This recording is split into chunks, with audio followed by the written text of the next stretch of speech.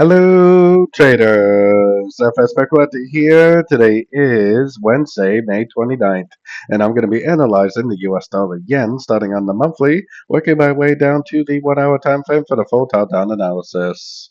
So on the dollar yen, it definitely looks like five ways up, as you can see. It's still no evidence that this is over, and honestly, there's still nothing really stopping this from continuing the uptrend if it really wants to. So taking a look at it on the weekly time frame, because there's definitely some clarity to be had on the weekly, it still looks to me like this is not a complete pattern. It still looks like it's a 1, 2, 3, 4, and maybe it's even a wave 5 of wave 5. Either way, though, it is definitely still making higher highs, higher lows. We definitely do not have a breaker structure. We definitely do not have a lower high. We really have no evidence at all that this trend is not up and that it may not just keep on trending up, making those higher highs and those higher lows. Going down to the daily time frame is where I still got my Fibonacci retracement on this last push down right here, because like I've been saying, this could be a wave A.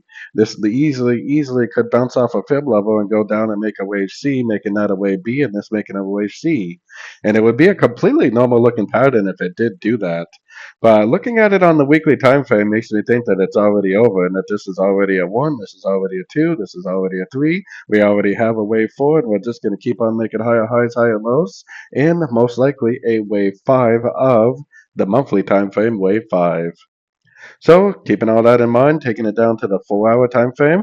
4 hour time frame, definitely looking for longs. I have this labeled as an ABC correction just because if it does go up, if it does make a nice significant fib bounce, if it does make a nice significant break of structure, that would prove to me that it is a wave B. That definitely would be the time to stop looking for longs and start looking for shorts for a wave C.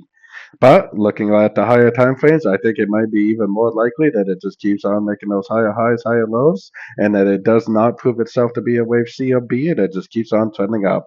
Until we see that fib bounce, until we see that breaker structure to the downside, I definitely think that we need to be primarily looking for longs in an uptrend. Going down to the 1 hour time frame.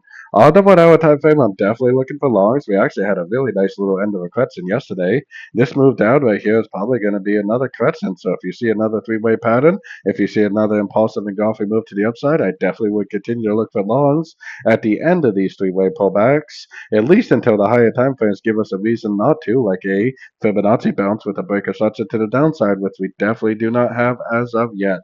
So definitely still looking for longs at the end of every single pullback I see, especially on these sort of time frames.